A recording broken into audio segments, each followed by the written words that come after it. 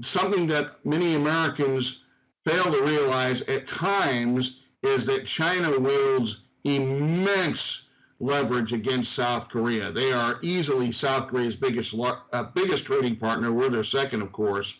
And the last time that we had a problem with South Korea and China was when South Korea put THAAD, the Terminal High Altitude Air Defense System, in their country, and the Chinese shut down 400 Lotte supermarkets in China that were owned by South Korea. They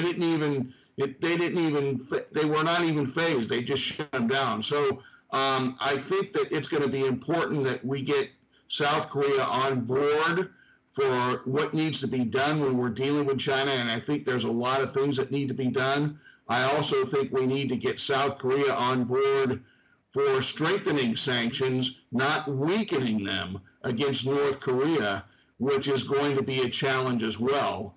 We've already gotten past, just recently, just a couple of weeks ago, the burden sharing agreement for U.S. forces to be in Korea. I believe the South Koreans are going to raise their amount of contributions to that relationship by 13%.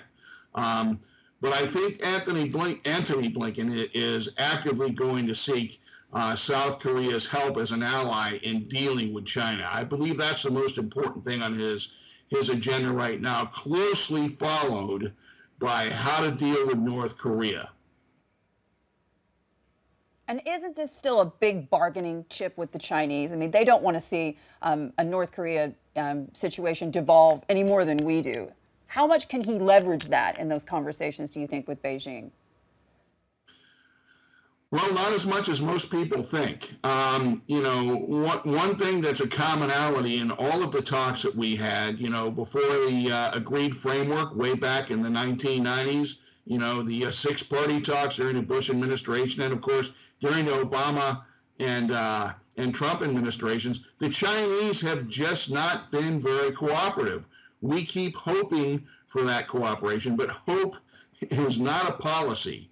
And I think that China will be less than cooperative when it comes to North Korea. They've rogered up to the sanctions in the UN, but they continue to sell North Korea oil, as you know, illicitly, now through ships instead of through the pipeline that was flowing through their countries. And we see, according to the UN panel of experts, that China and North Korea are actually working together in a deal to supply arms to Iran.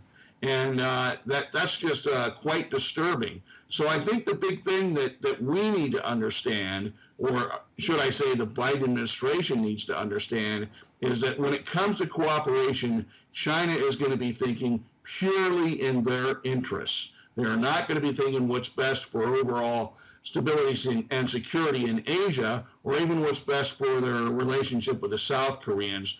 They're going to be thinking in which terms of their interests. And that often does not coincide with what the United States or South Korea or Japan or our other allies in the Indo-Pacific are looking for.